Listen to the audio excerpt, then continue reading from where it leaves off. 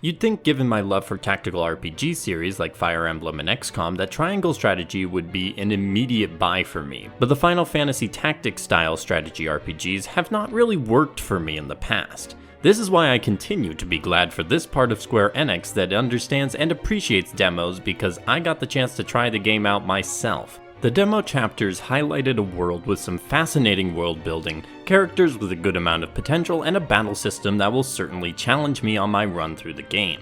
Every bit of information that has come out since has only solidified my desire to play this game, and I know I'm not the only one looking forward to it. Triangle Strategy is a tactical JRPG developed by Square Enix and ArtDink and published by Square Enix. The game is scheduled to be released on March 4th exclusively for the Nintendo Switch, although we'll see if that remains the case moving forward. The development is led by Tomoya Asano, who also produced Bravely Default and Octopath Traveler. It is listed as being part of the HD 2D series along with Octopath Traveler, although as of right now there doesn't appear to be any direct connection between the two games' stories or worlds. Obviously, since it is part of the HD 2D series, the game utilizes that art style and is the first fully released game since Octopath to use it, although it certainly won't be the last with Dragon Quest III Remake and Live Alive announced. It also keeps to the series' tradition of a silly name for the game.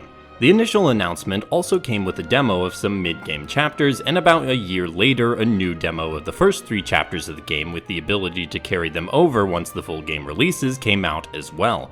Feedback for the demo has been mostly positive and has helped build the hype around this potential spiritual successor to the beloved Final Fantasy Tactics. The question then is, what is Triangle Strategy about? Triangle Strategy takes place on the continent of Norzelia, where 3 countries, after many years of fighting, including a devastating war called the Salt Iron War, have entered an uneasy peace. Each country produces or possesses a resource essential to the others, and so the agreement seems to be mutually beneficial. Glenbrook controls the trade routes, Aesfrost controls iron resources and production, and Hyzante controls salt. This is the backdrop for the beginning of the story, where our main character Serenoa Wolfort of the powerful noble house within the kingdom of Glenbrook is about to meet his fiancée, Princess Frederica of Aesfrost. While the marriage is supposed to facilitate stronger ties, it is clear there is more going on. At the same time, the 3 nations are preparing their first grand venture since securing peace, a mine run with the assistance and expertise of people from all 3 kingdoms. While things seem to be going well, under the surface, tension remains, and it seems inevitable conflict will break out again. But from where? We shall have to play to find out. After playing through the first 3 chapters of the demo, I've got a lot to say regarding the story. Those opening chapters set up a lot of different fascinating dynamics in play, both between the nations and inside each nation. The early going is slow, but it is mainly to set up the story and world, and if you're like me and love politics and intrigue, there's a lot of details to unpack here. The game also does seem to be picking up the pace somewhat after that opening series of exposition, which does get a bit excessive, even for me. I think Triangle Strategy does a good job of setting up each nation and the important players within those nations in those opening chapters, while still maintaining several mysteries of how things will play out. I will say though, if you do not enjoy text-heavy games, Triangle Strategy is likely going to be a miss for you. The writing can also be stiff, but like the pacing, this seemed to go away as I got deeper into the demo. I do really want to see what they do with the world they've set up and the themes they're looking to explore. How will they handle the Roselle, the target of fantastical racism in the game noted by their pink hair such as Princess Frederica? How does the major conflict we know is coming end up happening? Are there going to be several endings based on your choices over the game?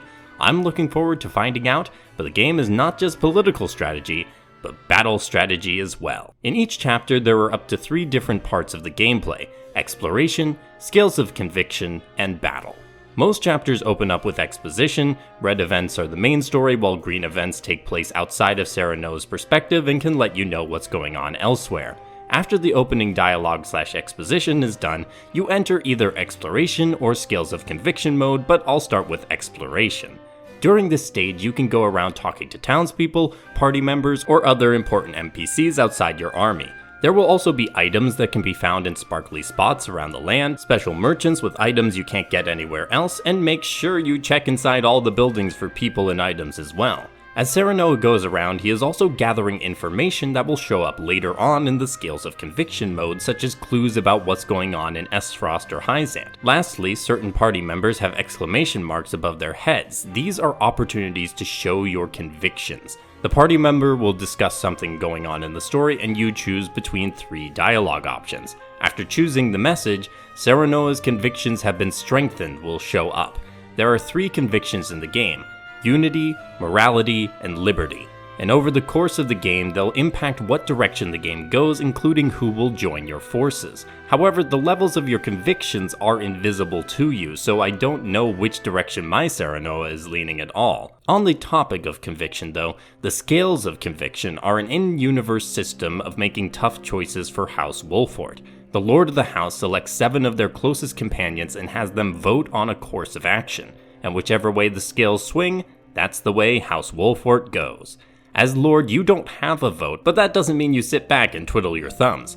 In this mode, gameplay-wise, you'll see which way each of your companions is leaning, and depending on what choice you want them to make, you can attempt to sway people to your way of thinking. This is where the information you picked up in the exploration phase comes in handy, as some of those tidbits are very persuasive. It's not the most complicated system, especially in the one instance in the newest demo, but I imagine there will come a time in the story when it is very difficult to persuade someone to adopt your favorite course of action. I like the idea and the potential of this mode, but it's hard as of right now to gauge just how much of an impact this will have on the story. The game teases the Scales of Conviction as very important, so I hope it becomes so because it's a fascinating system and morality in video games can be a lot of fun, even if it can be hard to pull off well. After exploring around and potentially picking a course of action, then it is time for battle. Battles take place in various different maps laid out in a grid formation, most of which also feature obstacles and terrain height differences. Each mission has a specific win condition and a lose condition. So far, they've been pretty standard. Defeat an enemy, defeat all enemies, don't lose all your allies, that sort of thing. Allies who fall in combat are not permanently dead, but they will miss out on any extra experience they could have gotten from battle. Turn order is interleaved between enemies and allies, meaning you should pay attention to the turn order on the bottom of the screen to see who goes next. You can also manipulate that turn order with abilities like Serenoa's Delaying Strike or the Haste spell. Each unit has a specific set of abilities based on their personality and class. Certain abilities require TP to use, and each unit restores 1 TP each turn, so stronger abilities cannot be used every turn. The game cleverly incentivizes strategies that will also benefit you by giving you some kudos, currency, for performing certain moves such as attacking from a higher elevation, which boosts damage, or having a follow-up strike. When you have 2 units straddling an enemy and 1 unit attacks, the other performs a follow-up. There are a lot of intricacies to the system, but the game gradually introduces them, and the first couple missions balance helping you learn with offering some challenge. Based on my experience of the original demo that had some mid-game chapters, the battles will ramp up in difficulty. Thankfully, there are 4 difficulty modes to pick from that can be changed during the game, so feel free to play on the one you are most comfortable with. As for progression, characters of course level up with battle experience and gain new skills, but the other part of progression happens outside of battle in the encampment. Here, there are several different places you can go: the Merchant for supplies, the Tavern for mock battles, the Forge for upgraded weapons, or go to the Sundry shop where class promotion will happen. I'm sure as the game goes on there will be more resource management with the spoils you can pick up from the battlefield or items gotten during exploration. I'm looking forward to seeing how we can build our army out as it grows and add another layer to the strategy of the game. As for the presentation of the game, it is in the HD 2D style of Octopath Traveler, but it's even more detailed, and since battles are in 3D instead of 2D, you can really see the work they put into making it all look fantastic. I adored Octopath's art style, and I think Triangle Strategies is even better. I mean, look at all of the fantastic locations and everything in them. The water, the plants, the buildings, and even the people. The pixel art of course limits the amount of detail that can be gleaned in the main view for each of the characters, but Triangle Strategy has a nifty feature where you can hit a button to bring up a character portrait and summary about the character talking. The animations are rather basic, especially out of battle, but they definitely spent time making sure the battle animations remained flashy to help with the battle experience.